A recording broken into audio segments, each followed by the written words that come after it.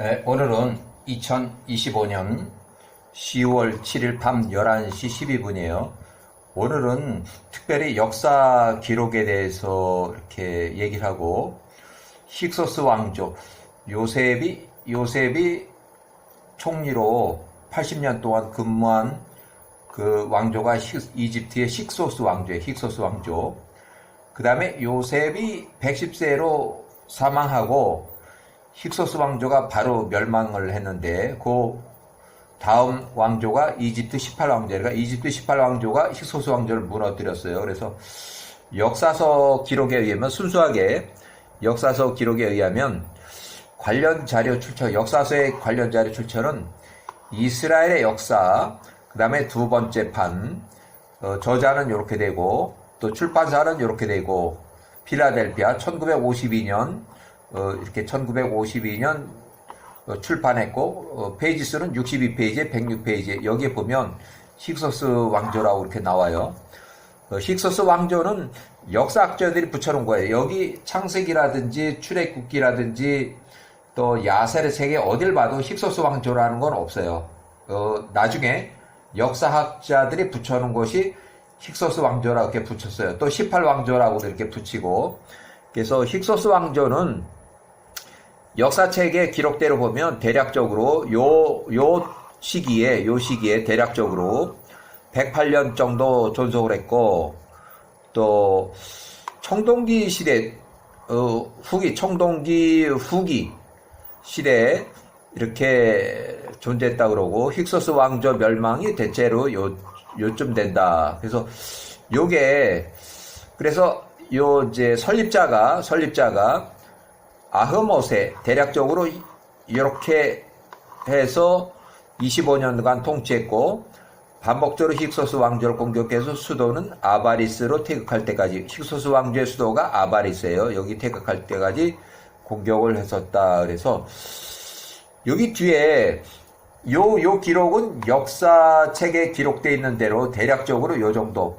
아흐모세 1세, 힉소스 왕조를 무너뜨린 이집트의 18왕조의 초대왕, 설립자가 아흐모세는 25년 동안 통치했고, 요때 18왕조, 또 요때 사망했고, 힉소스 왕조를 이집트로부터 몰아내고, 그 다음에 팔레스타인까지 쫓아가서 추격을 해서 힉소스 왕조를 완전히 전멸시켰고, 그다음 까모세라고 하는 사람의 형제다. 그러니까 이 아흐모세는 까모세라는 형제가 있어요. 이 사람이 설립자인데, 까모세는 설립자인데, 이 사람이 일찍 죽어가지고 그 형제가 왕이 된 거예요. 그래서 18왕조는 역사책에 대략적으로 이렇게 246년 동안 역사책에 기록돼 토탈 대충 250년 정도 존속한 기록을 이렇게 기록하고 있어요. 18왕조, 이집트 18왕조. 자, 중요한 것은 여기 역사책에 기록하고 섭정을 포함한 역대왕의 통치 순서하고 야셀의 책을 기록으로 근거로 해서 인용을 했는데, 어떻게 보면 야셀의 책을 기본으로 한 역사 기록을 제가 여기다 기록을 했다고 보면 돼. 인용을 해서. 그래서 여기는 이제 BC로 해서 기원전 몇 년 이렇게 아흐모세 1세는 요때 18왕조를 설립하고, 또 요때가 요셉이 110세로 사망했을 때예요. 요셉이 110세로 사망했을 때고, 요셉이 죽고 나서 1년 후에 힉소스 왕조의 마지막 파라오 마그론이 81세로 전사했어요. 요 사람하고 전쟁해가지고 힉소스 왕조의 마지막 파라오 마그론이 81세로 전사할 때가 요때예요. 그리고 요때는 계속해서 이 힉소스 왕조가 가나안 쪽으로 도망가고 거기 요새까지 이렇게 해서 그 저항하다 보니까 완전히 토벌하는 데까지 이제 한 4년 정도 걸린 거예요. 그러니까 요거는 이집트의 하이집트 내에서 힉소스 왕조를 완전히 몰아냈을 때가 요때고, 여기까지는 가나안의 요새를 이 사람들이 힉소스 왕조가 하이집트만 있는 게 아니라 가나안의 팔레스타인 가나안까지 쭉 이렇게 해가지고 많이 퍼져 있으니까 그 사람들 요새까지 성까지 쫓아가서 완전히 멸망시킨 거지. 1580년. 그 다음에 아흐모세가 요때 사망했어요. 그래서 총 25년간 통치한 걸로 이렇게 역사책에 기록됐고, 그걸 그대로 인용해서 요거만 차이가 있는 거야. 여기 1592년, 여기 1590년 18왕조 설립. 그렇지만 역사책에는 1552년 설립한 걸로 역사책에 요 연도를 계산하는 데 차이가 있는 거예요. 연도를 계산하는데 약 한 40년 차이가 나죠. 이렇게 역사책에 1552년, 그 다음에 여기는 1592년. 역사책 연도수를 계산하는데, 태양력을 계산하는데 이 차이가 있는 거예요. 자, 아흐모세는 25년간 통치하면서 힉소스 왕조를 완전히 몰아냈다. 그 다음에 첫 번째 왕이고, 여기가 두 번째 왕 아멘호텝 1세. 여기 아멘호텝 1세는 요때부터, 여기가 이제 사망하니까 이렇게 이어서, 그 다음에 13년밖에 통치를 못했어요. 13년밖에. 20살에 왕이 돼가지고, 역사책에 보면 대략적으로 35세라고, 사망연도가 35세라고 돼 있는데, 이 역사책에 35세라고 하는 근거는 이 아멘호텝의 미라를 분석을 해보니까, 이 사람은 35살 정도에 죽은 것으로 이렇게 추정을 하고 있어요. 그래서 결국 요 계산상으로 13년밖에 통치를 못했어요. 그런데 요 시기에 1554년 요 시기에 에서의 후손 스보가 이 이집트 18왕조를 공격을 해왔어요. 이집트 18왕조를 공격을 해와서 요 당시에 이집트 애굽 사람들이 30만 명이 전쟁에 나갔고, 또 이스라엘 사람들이 150명이 지원이 됐어요. 그때 당시는 이스라엘 사람들이 노예 신분이었기 때문에 너희들도 와서 우리를 도와라 그래서 그 중에서 150명이 전투에 참전을 했어요. 요 시기에, 요때. 그러고 요 사람이 야셀의 책에 보면 요때 큰 사건이 난 요때 사망을 했어요. 아멘호텝 1세가 요때 사망을 해가지고, 이 사람이 그때 전쟁 시에 전사를 했는지 아니면 병으로 죽었는지 정확하게 전사를 했다, 그냥 사망했다는 건 정확한데, 이 사람이 전쟁을 하다가 거기서 전투에서 사망한 건지, 왜냐하면은 요때 전투에 30만 명이 출전을 했고, 이스라엘에서 노예가 150명이 출전을 했고, 이렇게 했는데 30만 명이 패전해서 도망을 갈 때 이 사람이 전사를 했는지, 아니면은 그냥 애굽 사람들 지들끼리 모여가지고 30만 명이 그냥 무리를 이루어서 전쟁을 하러 나가고, 이 사람은 수도가 좀 따로 떨어져 있으니까 그냥 거기 앉아가지고 불구경만 했는지 그거는 확실히 몰라요. 그렇지만 아멘호텝 1세가 요때 사망했다고 확실한 기록이 야살의 책에 있어요. 그래서 왕이 요 후임, 그 아들이 바로 요때 왕이 됐어요. 20살에. 그래서 거기 이름이 메롤 왕이라고 하고, 메롤 왕은 역사책에서는 투트모세 1세라고 이렇게 써져 있는데, 투트모세 1세나 아멘호텝 1세나 다 역사책에서 쓰는 이름들이에요. 요 개인 이름은 메롤이에요. 메롤. 야셀의 책에 메롤이라고 나와요. 그래서 요 메롤이 1554년부터 총 94년간 통치했다. 94년간 통치했다. 지금 1544년 이렇게 굉장히 여기가 연도가 쫙 있는데, 요 사람이 20살에 왕이 돼가지고 75세까지는 단독 통치를 했어요. 75세까지 요 기간 동안에 요렇게 75세까지는 단독 통치를 했고, 요때는 이제 모세가 27살이 돼가지고 구수를 40년 통치하기 시작할 때, 요때 구스를 40년 통치하기 시작할 때 이 사람은 이제 나이가 있으니까 이제 뒤로 이제 이렇게 물러나 앉고 자기 아들, 딸을 섭정을 시켰어요. 요 첫 번째 아들을 섭정을 시켰는데 요 사람이에요. 투트모세 2세. 근데 이름은 기록이 없어서 모르는데 요 사람은 쉽게 말하면 첩의 자식이에요. 첩의 자식. 첩의 자식을 앉혀서 10년 동안 해봐라 그랬고, 첩의 자식을 이제 왕으로 시켜주기 전에 일단은 자기 딸, 큰딸 바띠아 공주가 시집을 못 갔으니까 첩의 자식을 왕으로 시켜주면서 자기 공주를 요 사람하고 혼인을 시켰어요. 이렇게 혼인을 시켰어요. 그래야만 바띠아 공주도 왕하고 결혼했네 이렇게 하지만 이는 확실하게 첩의 자식이고 바띠아 공주는 정실이에요. 정실. 큰 장녀. 이 투트모세 1세의 큰 딸이란 말이에요.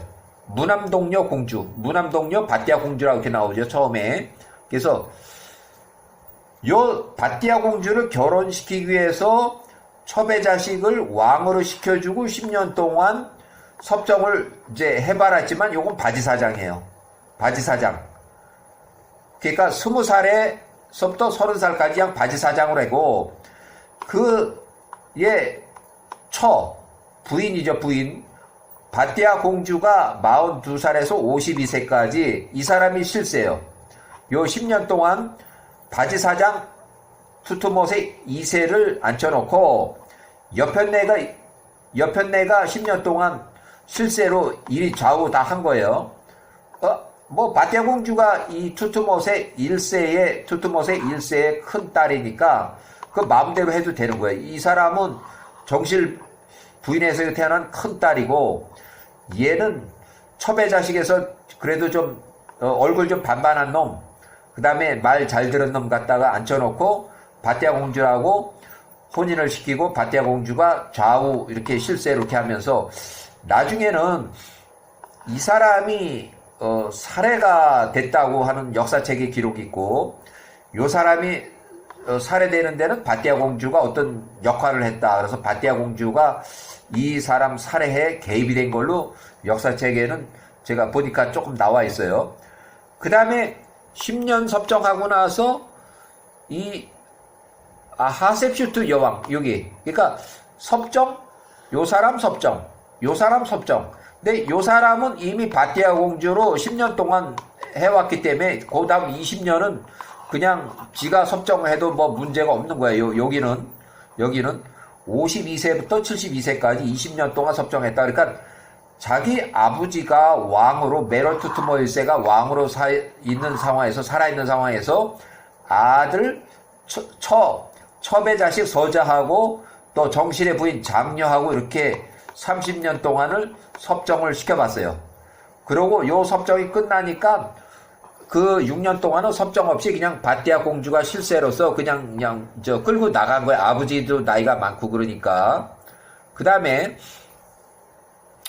요 아디캄이 나오는데 요 아디캄은 이 바띠아 공주의 친동생이에요. 아주 나이 차이가 많아요. 나이 차이가 한 2년 정도 나이 차이가 있고 나이 차이가 많고 이 사람은 정실 부인의 둘째 아들이에요. 그러니까 나이 차이가 많이 나면서 바띠아 공주에게는 3명의 남동생이 생겼고 또 1명의 여동생이 더 추가로 생겼어요. 바띠아 공주가 원래 무남동녀 공주에서 아들의 3명이 생겼고 또 딸이 1명이 더 생겨서 무남동녀가 아니라 이제 장녀라고 나와요.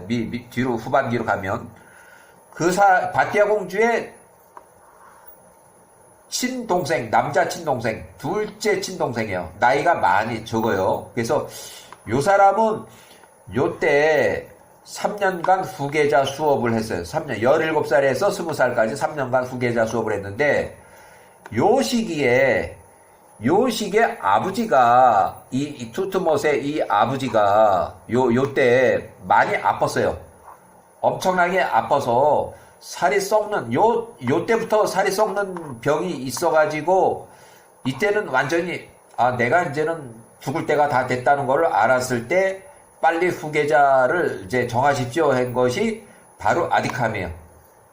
그래서 많이 이제 아파서 내가 죽을 때가 됐다는 걸 알았을 때가 죽기 3년 전에, 그래서 아디캄을 후계자로 결정했어요. 그래서 아디캄을 후계자 수업을 시켜서 3년 동안, 물론 뭐 섭정 같은 거지만 섭정보다는 후계자를 키워서 3년 동안 교육을 시켰고, 아디캄이 단독으로 10년을 통치했어요. 단독으로 10년. 그렇지만 여기도 요 사람도 좀 문제가 있어요. 1456 여기 또 여기가 24. 자, 여기 보면 요때 아주 활기차게 왕을 잘했어요, 요 사람이. 근데 요때 이제 문둥병이 걸려가지고 문둥병을 치료하느라고 요렇게 24살에 문둥병이 걸려가지고 30살에 문둥병으로 사망을 해요. 그래서 해수는 10년간 통치했다고 그러지만 실제로는 4년밖에 못했어요. 4년. 나머지 6년 동안은 문둥병 치료 개고생하다가 이때 아디캄이 30살에 아주 젊었을 때 문둥병으로 사망을 했어요. 그러고 나서 그 후임으로 요 사람이 1450년에 사망하고, 요때 이제 모세가 66세에 끝나가지고 66세에 구스 통치자 40년 명예 퇴출, 명예 퇴출, 여기.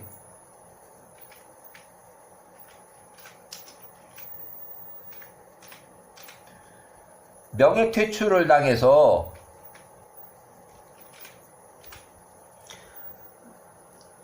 모세가 66세에 구스 통치자 40년 통치하고 명예 퇴출을 당해서 요때가 명예 퇴출 당한 것이 1460년. 1460년. 그러니까 요 1460년은 아디캄이 바로 할 때, 투투모 1세, 그 아주 악독한 투투모 1세가 사망할 때가 1460년이에요. 114세로 사망할 때가 1460년. 여기 사망하고 나서 모세가 66세 구스 통치사에서 떨려나가지고 이집트로 들어가려고 1460년에 이집트로 들어가려고 가려다가 제지당해서 미디안으로 갔어요.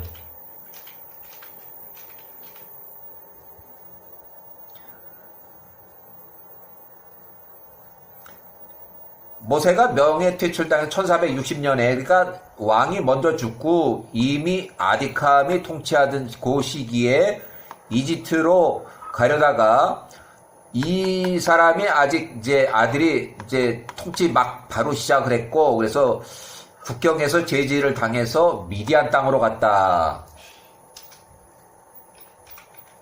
미디안 땅에는 미디안의 후손 르우엘이 있어요. 르우엘. 여기는 이제 바로 르우엘이 나와요.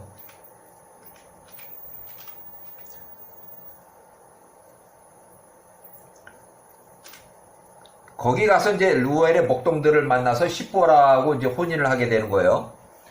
자, 그 다음 왕으로